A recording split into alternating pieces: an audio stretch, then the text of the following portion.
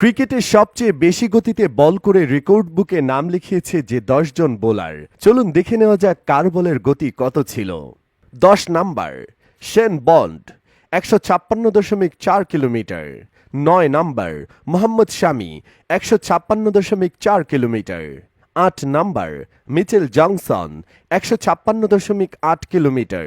৭ number Fidel Edwards ১৫৭.৭ kilometre. ৬ number Andy Roberts ১৫৯.৫ kilometre.